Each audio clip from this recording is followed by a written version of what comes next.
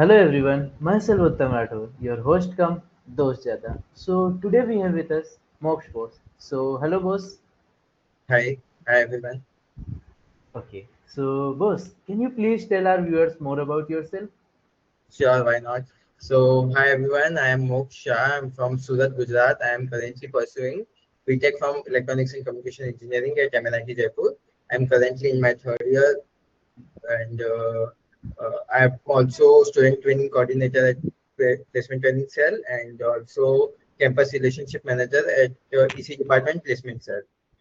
And other than that, I'm also member of mass committee at different hostels. Hmm? That's it about myself, I would say. Thank you. Okay. So boss, let's talk about your college journey. So would you like to share something about it? Yeah, sure. My college journey have been very nice. I have made a nice community here. I've made my networking has been very improved right here because I've met so many people from different places and all. So it gives me nice exposure to different things. I've also got exposure to improve my communication skills, to improve various skills that I never thought of improving at my home. So coming here meant a lot to me. Okay And so college life में आपने बहुत सारी communication skill से related चीज़ों में improvement किया है. हाँ बिल्कुल बहुत ज्यादा. Okay, so boss, you also mentioned that apart from the college life, so आपके कोई experience है apart from the college? Sorry, Okay, explain. boss, मेरा ये कहने का मतलब है कि जैसे आपने academics से related, तो apart from the academics, is there any but not club or academic. event? मतलब मैं दोस्तों के साथ यहाँ पे घूमने गया हूँ, इतनी जगहों पे गया हूँ, जयपुर एक्सप्लोर किया है मैंने. Hmm. अदर देन दैट खेलना, स्पोर्ट्स में इंडल्ज होना, फिर everything like from zero to everything. I did everything here. मस्ती करना, क्लास में मस्ती करना, क्लास से बाहर निकलना, सब कुछ एक्सपीरियंस किया है मैंने यहाँ पे.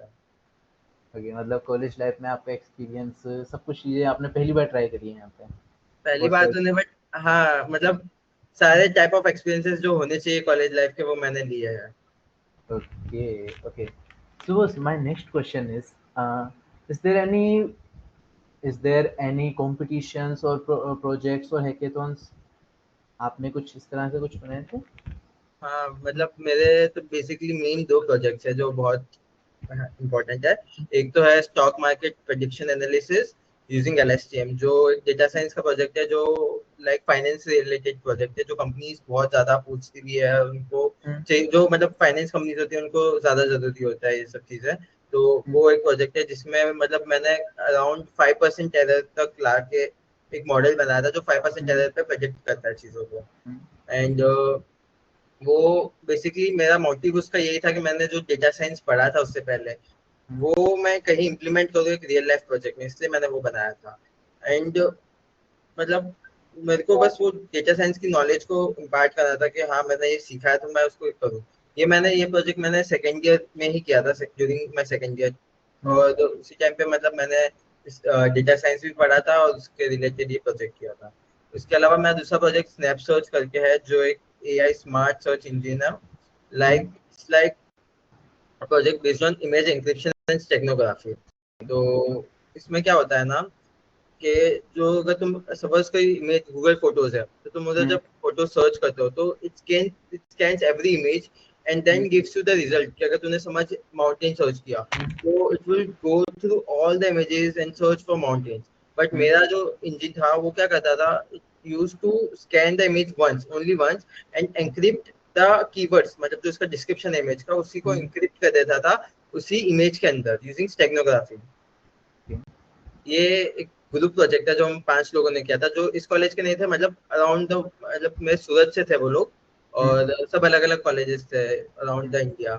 तो हम्म. वो 2 महीने में मैंने जब समर वैकेशन थी तब किया था. And it was like the very hard project. अभी भी वो कंप्लीट स्टेज पे नहीं आया, अभी वो वेरिफिकेशन और लेआउट के स्टेज पे चल रहा है. बट कंप्लीट मॉडल बन चुका है उसका, कंप्लीट वेबसाइट बन चुकी है. हम्म.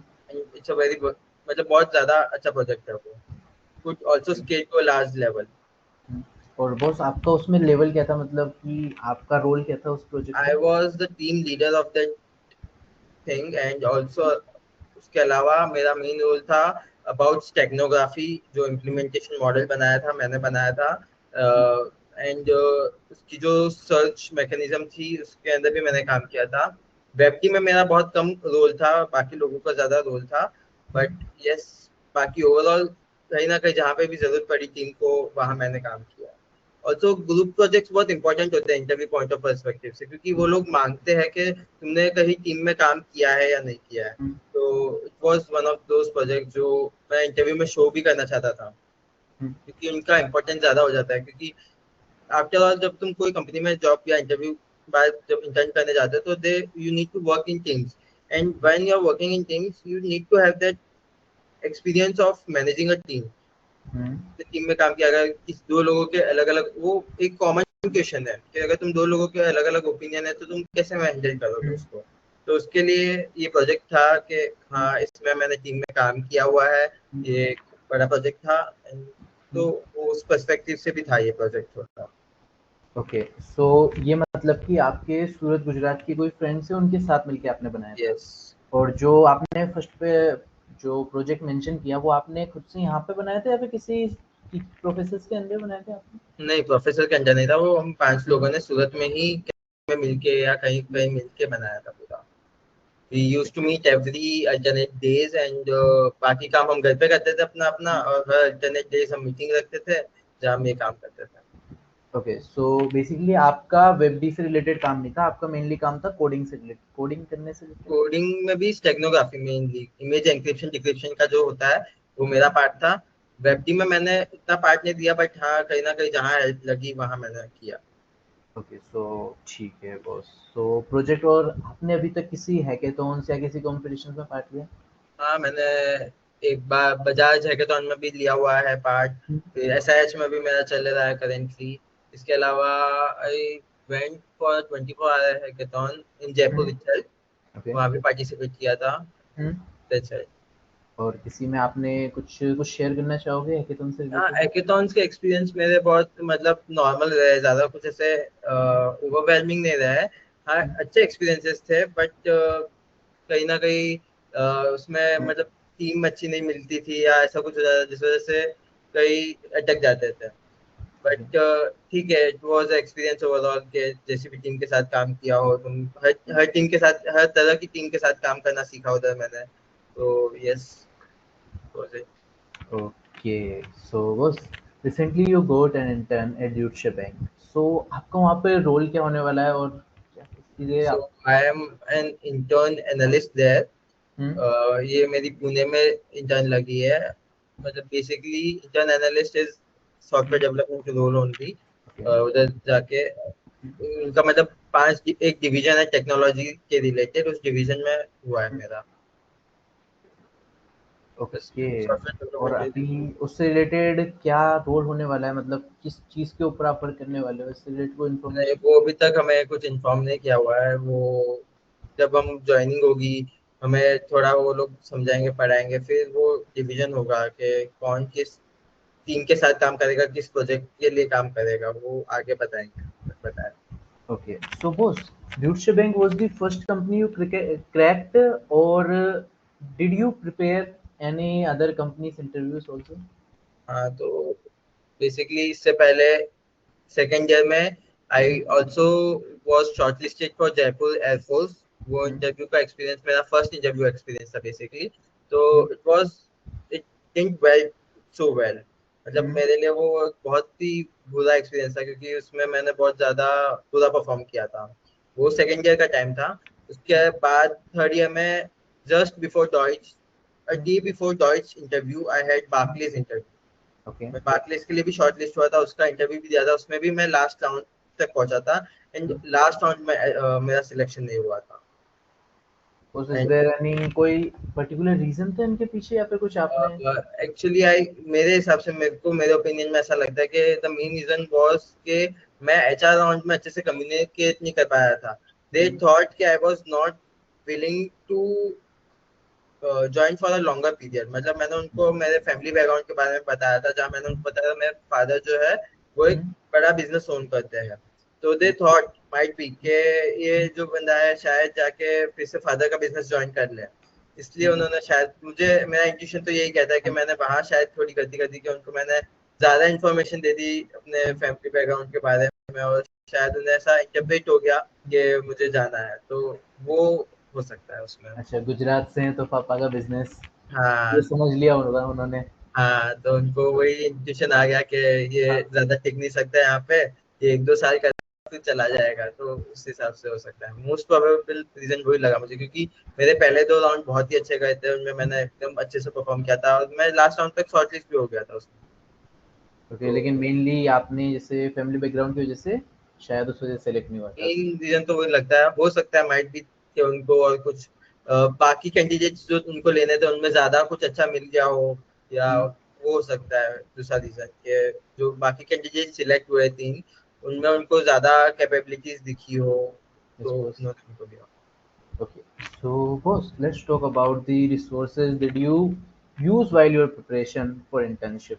So आपने कौन कौन से रिसोर्स फॉलो करते थे आपके लिए? सो बेसिकली डीएसए के लिए तो आई यूज ट्रैवल शीट, ओके। वो ही फॉलो किए मैंने स्टार्टिंग से। मैं सेकंड ईयर के अराउंड से प्रिपरेशन चालू की थी मैंने, और तब से मैं ट्रैवल शीट ही फॉलो कर रहा था। इसके अलावा मैंने सीपी नहीं टच किया अभी तक कभी। इसके अलावा वेबडी मैंने किया, वेबडी मैंने फ्री कोड कैंप से किया था। एंड इसके अलावा यूट्यूब पे अलग अलग जगह से जो जो चीज़ें मुझे समझनी थी वो मैंने अलग अलग रिसोर्सेज यूज किए, वो सीखी। फिर उप्स, डीबीएमएस कोर फंडामेंटल्स जो थे वो भी मैंने यूट्यूब से ही अलग अलग रिसोर्सेज से सीखा। ओएस जो था हमारे कोर्स में ही था, तो उधर से ही मोस्टली हो गया था मेरा ओएस कवर, और तो ही था, नहीं सोर्सेज रिसोर्सेज यूज किया मैंने। Okay, so boss, like if someone want to preparing for core placement or intern, so कौन कौन से सब्जेक्ट्स होती हैं जिनके ऊपर उसको वर्क करना चाहिए अपनी? Core subject as in you mean electronics के सब्जेक्ट्स, यस राइट? boss। हाँ, तो इलेक्ट्रॉनिक्स के कोर सब्जेक्ट के लिए मेन डिजिटल चीजें आनी, डिजिटल मतलब you first need to decide what role you, क्योंकि अपने कोर में बहुत सारे रोल्स है, like there is embedded role, there is VLSI roles, there is analogue digital. तो first you need to figure out which role you are interested in. Okay. And अगर जैसे तुम एम्बेडेड में हो तो तुम्हें माइक्रो प्रोसेसर, माइक्रो कंट्रोलर्स, इन सब के बारे में पढ़ना होगा, कंप्यूटर आर्किटेक्चर हो गया, ये सब पढ़ना होगा। अगर तुम वीएलएसआई में जाना चाहते हो तो टेस्टिंग एंड टेस्टेबिलिटी हो गया, फिर बेसिक डिजिटल सर्किट्स हो गए, डिजिटल थिंग्स हो गए उसमें, वो सीखना होगा। अगर तुम एनालॉग रोल के लिए जाना चाहते हो तो सीमॉस एनालॉग सर्किट्स एंड वो सब पढ़ना होगा। तो ऑल डिपेंड्स कि तुम किस रोल में जाना चाहते हो, उस हिसाब से तुम अपनी प्रिपरेशन करना। ओके, सो वो जैसे आपका जो अभी जॉब लगी है वो प्रॉपर डीएसए और इनसे लगी है ना, मतलब कि या टेक्स एंड? हाँ, यस। तो आपने उसके लिए कौन-कौन सी सब्जेक्ट्स थी जो आपने प्रेफ़र करी थी ओएस की तरह? डॉइच के लिए मैंने कौन सा सब्जेक्ट प्रिपेयर किया था? तो बेसिकली डॉइच जो है ना वो डीएसए पे इतना फोकस नहीं करती है। लाइक हुँ, जब उसका ओए भी हुआ था तो हुँ, उसमें एमसीक्यूज भी पूछे थे जो ओप्स, डीबीएमएस और उन सब के रिलेटेड थे। वो जो सीएस कोर फंडामेंटल्स होते हैं ना, उन सब्जेक्ट्स के रिलेटेड एमसीक्यूज थे, और हुँ, 2 या 3 क्वेश्चंस थे डीएसए के रिलेटेड। हुँ, तो डीएसए तो ऑल्दो इम्पोर्टेंट है ही, बट उसके अलावा सीएस कोर फंडामेंटल्स आना बहुत जरूरी है। तो मैंने, जब मेरी डॉइच की प्रिपरेशन था, मेरे पास एक 10 दिन का विंडो था, जब मेरी हुँ, शॉर्ट लिस्टिंग आई थी और जब मेरा इंटरव्यू था। उन 10 दिनों में मैंने सबसे पहले तो डीबीएमएस पढ़ा, हुँ। डीबीएमएस एसक्यूएल पढ़ा। ये सब मैंने थोड़ा पहले से पढ़ रखा था, बट फिर भी जब डॉइच के इंटरव्यू के लिए पढ़ना चालू किया तो मैंने इन सब पे फोकस किया, क्योंकि डॉइच को जो है वो कोर फंडामेंटल्स भी उतने ही इक्वली चाहिए जितना उनको डीएसए चाहिए। ओके। तो तब मैंने डीबीएमएस पढ़ा, उप्स पढ़ा, एसक्यूएल अच्छे से उसके ऊपर हैंड किया, एंड एसक्यूएल की प्रैक्टिस की बहुत सारी, हुँ, और डीएसए तो कर ही रहा था साइड बाय साइड। हुँ, यही सब्जेक्ट्स, यही मेन डीबीएमएस, उप्स, ओएस, ये 3 ही सब्जेक्ट है जो वो पूछेगी। इसके ओके। ऊपर इंटर्न्स के लिए नहीं पूछती, बट जब तुम अगर जॉब के लिए जा रहे हो टी रोल्स के लिए, तब वो हो सकता है कि सीएन पूछे या सिस्टम डिजाइन पूछे, वो सब भी पूछती है तब। तो जैसे आप अगर डीएसए आईटी के लिए पूरी तरह से अप्लाई कर रहे हो तो आपको फिर कोर पे फ़ोकस करने की ज़रूरत नहीं है। मैं ऐसा नहीं कहूंगा, लाइक कोर भी तुम्हें पढ़ना चाहिए, क्योंकि कोर भी इक्वली इम्पोर्टेंट है, क्योंकि कोर अभी जो CS में हाल है ना IT सेक्टर में, वो बहुत ही अनप्रेडिक्टेबल है। हम्म। और we are also seeing a boom in core thing, core perspective. जैसे अभी गुजरात में जो नया सेमीकंडक्टर प्लांट बना है, we are seeing improvement in that domain. तो ये कोर को भी एक हाथ रखना चाहिए हमेशा। इसलिए मैं एकेडमिक्स में कोर पे बहुत फोकस करता हूँ। मैं कोर पे अच्छे से ध्यान दिया, मेरी करंट CGPA भी अबाउट 9 है। तो कोर पे भी ध्यान रखना पड़ेगा। और आई नो कि अभी कोर के लिए अपॉर्चुनिटीज बहुत कम है और दो, बट आगे चलने वाले टाइम में कोर की अपॉर्चुनिटीज बढ़ेगी। कोर में एक बहुत ज्यादा बूम आने के फुल चांसेस है। तो इसी कोर कोड अगर तुम्हें आएगा तो आगे जगह तुम्हें कभी स्विच करना है, या एमटेक करके आगे फर्दर स्टडीज करके भी तुम्हें अगर जॉब के लिए अप्लाई करना है, तो इट्स वेरी बेनिफिशियल कि तुम कोर में थोड़ा ध्यान दो। ओके, तो मतलब कि एट दिस टाइम पोटेंशियल ना हो, लेकिन फ्यूचर में बहुत अच्छा स्कोप है इसी कोड का। Yes, very. ओके, सो वो कि जैसे CGPA skills and project related criteria क्या होगा if अगर हम है ना ड्यूटशे बैंक को टारगेट करते हैं तो? सॉरी, आवाज कट गई थी। हाँ, मेरा ये क्वेश्चन है कि अगर हम ड्यूटशे बैंक को एज एन इंटर्न अगर हम टारगेट कर रहे हैं तो वहाँ पे CGPA क्राइटेरिया एंड क्या क्या स्किल्स और क्या क्या चीज़ें रिक्वायरमेंट होगी? हाँ, तो जैसे अभी डॉयश आई थी, तो वो 7 CG क्राइटेरिया के साथ आई थी। ठीक है। और वो केवल 4 ब्रांचेस के लिए आई थी: AI CS, electronics and electrical. इसके अलावा मेजर स्किल्स जो वो मांग रही थी, वो DSA था and hmm, CS core fundamentals था। हम्म, ये मेजर स्किल्स था। और इसके अलावा communication skills was very hmm, important. I would say the communication, most important thing जो था वो कम्युनिकेशन स्किल्स ही था। हम्म, क्योंकि जो भी लोग या तो रिजेक्ट हुआ या कुछ भी हुआ है, उनका हम्म, मेजर यही रीजन था कि उनकी कम्युनिकेशन स्किल इतनी अच्छी नहीं रही है। क्योंकि नॉलेज और जो कोर है वो सबको इक्वली आता है मेरे हिसाब से। ओके। जहाँ मेन फैक्टर रह जाता है वो है कम्युनिकेशन। जो सॉफ्ट स्किल्स होती है, how you present yourself, how you hmm, express your feelings to them, how hmm, you express your idea कि तुम कैसे इस प्रॉब्लम को सॉल्व कर रहे हो, क्या हम्म, तुम्हारी थॉट प्रोसेसिंग है, वो जो तुम कम्युनिकेट कर पा रहे हो ना, तो ही तुम उनको बता पा रहे हो कि हाँ, I am a candidate that you deserve. तो मेन कम्युनिकेशन स्किल्स है, इन सब पे फोकस करना जरूरी है। हम्म, इसके अलावा ऐसा नहीं है कि तुम्हें फंडामेंटल्स नहीं आने चाहिए, वो तो आने ही चाहिए। DSA हो गया, OS DBMS हो गया। DBMS भी उन्होंने बहुत अच्छा पूछा था, तो हम्म, DBMS भी अच्छा आना चाहिए तुम्हें। ओके। मेजरली लोग क्या करते हैं ना, सिर्फ DSA पे फोकस करते हैं, एंड जो CS को फंडामेंटल्स होती है ना, उन्हें भूल जाते हैं और वो एंड मोमेंट के रख देते हैं। बट ऐसा नहीं है, तुम्हें वो भी साथ में लेके चलना होगा, वो भी equally important. Okay, so was like you mentioned about communication skills, तो आपकी कम्युनिकेशन स्किल्स हमेशा से अच्छी थी या फिर आपको इसमें इम्प्रूवमेंट करना पड़ा था? विद टाइम अपने आप वो इम्प्रूवमेंट आने लग जाता है। अगर तुम NIT में आए हो, तो तुम इतने वैरायटी ऑफ लोगों से मिल रहे हो, इतने लोगों से एक्सपोज हो रहे हो, तो तुम हर एक के साथ कम्युनिकेट कर रहे हो, तुम हर एक के साथ बातें कर रहे हो, तुम हर एक के साथ अपनी नेटवर्किंग कर रहे हो। तो विद टाइम वो हो जाता है अपने आप कि तुम अपने आप अपनी कम्युनिकेशन स्किल्स बेटर करते लग जाते हो। जैसे बहुत लोग होते हैं जो लाइक बिफोर कॉलेज वो हिंदी मीडियम में होते हैं, अगर दूसरे मीडियम में, बट जहाँ के वो इंग्लिश में पेपर्स लिखना चालू करते हैं, तो yes. They get that improvement hmm, अपने आप। तो वो हो जाता है विद टाइम। मैं यही कहूंगा कि बस कम्युनिकेट करो, भी अपने ग्रुप में अपने दोस्तों में कम्युनिकेट करो। Try to talk with professors, with everyone you see around, and this way you will automatically learn to communicate properly. और इंटरव्यू वाला जो होता है उसके साथ ऐसी फ्रेंडशिप बनाओ, एक रिलेशन बनाओ, जो तुम उधर दिखा सको कि हाँ, तू, I am understanding you, you are understanding you, वो वाली चीज इंटरव्यूअर होती के साथ रिलेशन। है। रिलेशन इन द सेंस के you should connect with him. वो ओके। जो कहना चाह रहा है तुम्हें वो समझ आ रहा है, तुम जो कह रहे हो वो उसे समझ आ रहा है, वो वाली चीज होनी चाहिए। ओके, मतलब इंटरव्यूअर के साथ भी मतलब फ्रेंडली वे में जिससे अपन बात करते हैं हर एक हाँ, चीज। Not friendly but in a way के हाँ, he is happy to talk with you, he is interested in talking with you.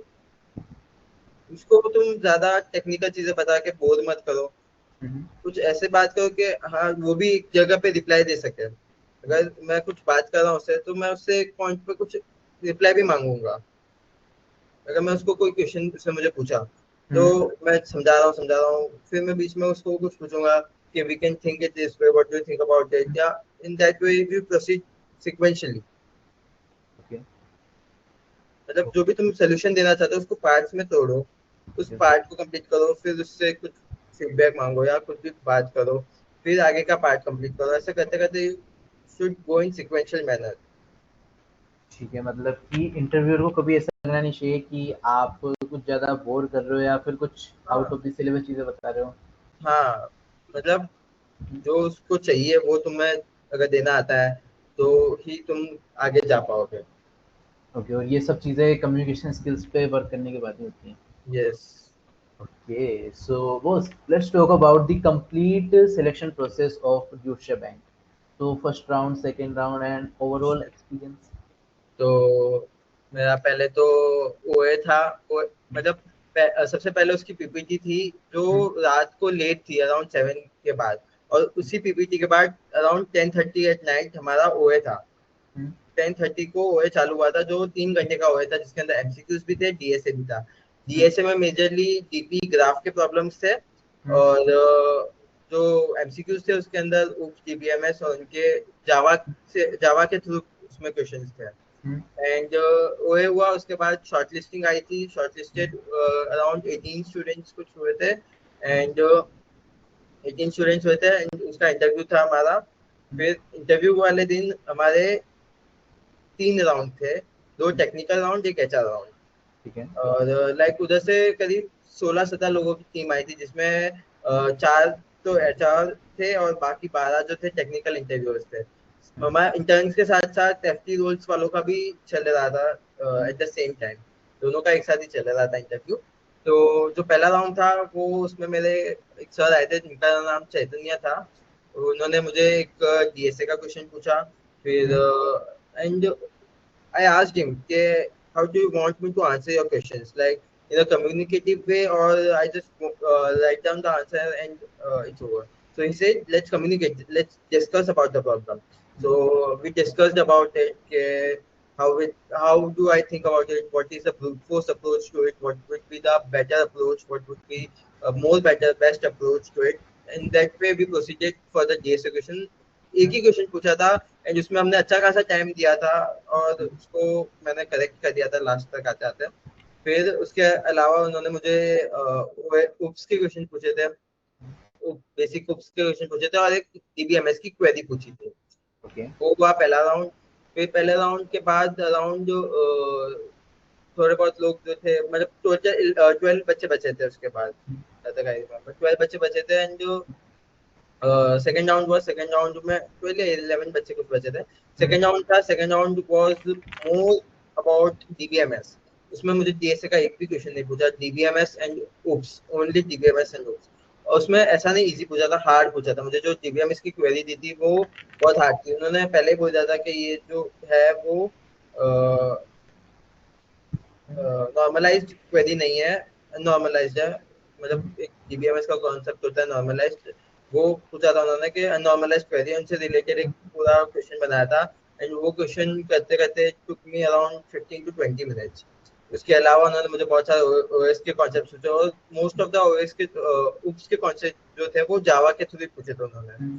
तो हाँ, थोड़ा अगर उप्स तुम जावा में कर सको तो वो बेटर रहेगा, वो ज्यादा प्रिफरेबल होता है कंपनीज के लिए, क्योंकि कंपनीज यूजुअली जावा में ही पूछती है ये सब चीजें। ओके। तो या दैट वाज अबाउट दैट। इसके बाद थर्ड राउंड एचआर राउंड था, जहाँ पे मैंने वो बार्कलेज वाली गलती रिपीट नहीं की, जहाँ पे मैंने रेलिवेंट इंफॉर्मेशन पास की जो को समझा सके कि हाँ I want this job and I am into it, and वही था। Okay. What type of questions came in your online assessment?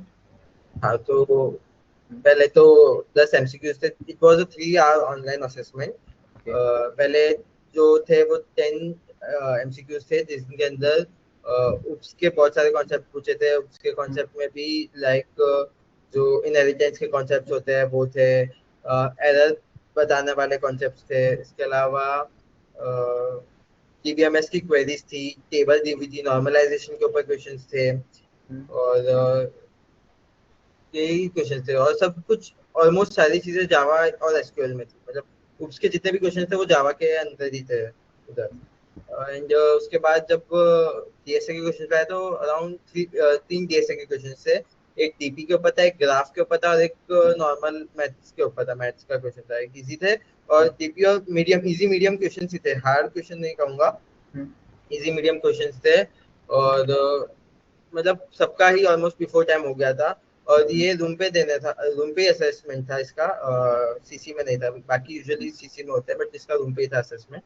तो point like this, nice work. Okay, so और बॉस, इंटरव्यू पैनल जैसे होता है तो वहाँ पे सिर्फ एक ही पर्सन था या फिर मल्टीपल पर्सन था? नहीं, 1 to 1 था। हम्म। मैं भी अकेला था, सामने भी एक ही इंटरव्यू था।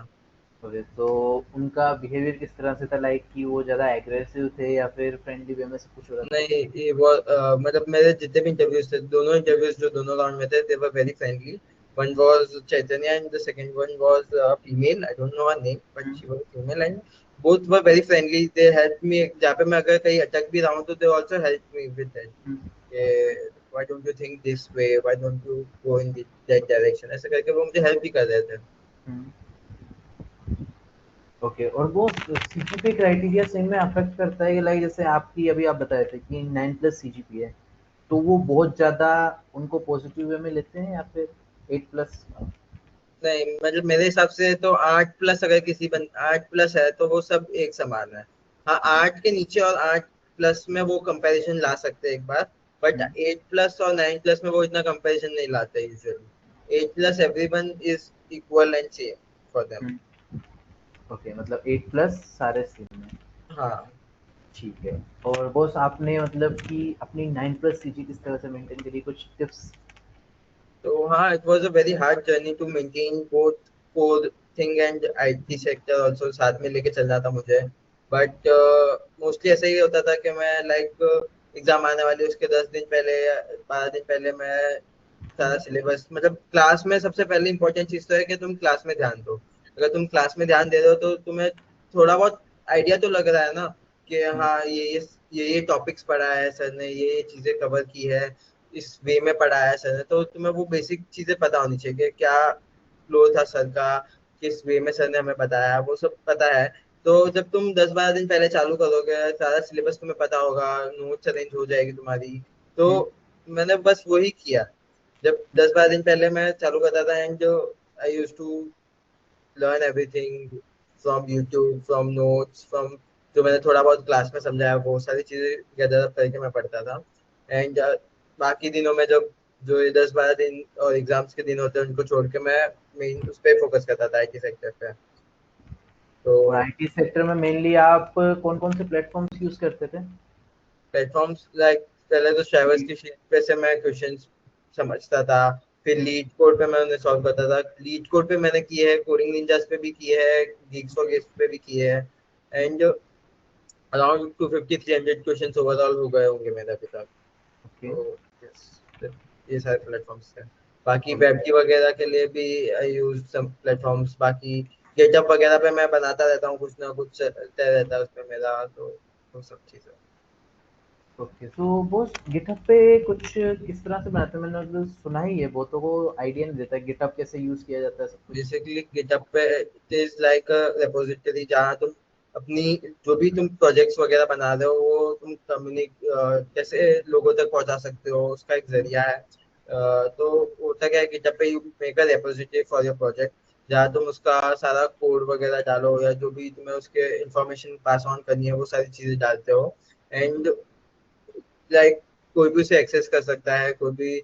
You can make someone a collaborator, जहाँ तुम उसके साथ वो प्रोजेक्ट बना सकते हो साथ में मिलके। अगर दो लोग साथ में मिलकर बना चाहते हैं, उसके लैपटॉप पे मेरे लैपटॉप पे, हुँ, तो जो कम्युनिकेशन होगा कि मैंने यहाँ पे कुछ काम किया, तो उसको कैसे वो पता चलेगा कि मैंने काम किया, तो वो गिटहब से इजीली हो सकता है। That's what we use git for. Okay. So overall आपकी जर्नी या सब कुछ आपने बता दिया, ठीक है। So boss, any single piece of advice which you want to give us then only what? कि तुम अगर कंसिस्टेंटली काम करोगे तो हुँ, you will get result someday. अगर तुम्हें कोर में जाना हो, कोई कहीं पे भी जाना हो तुम्हें, अगर तुम कंसिस्टेंटली उसके लिए मेहनत करोगे तो हुँ, तुम वो हासिल करके रहोगे।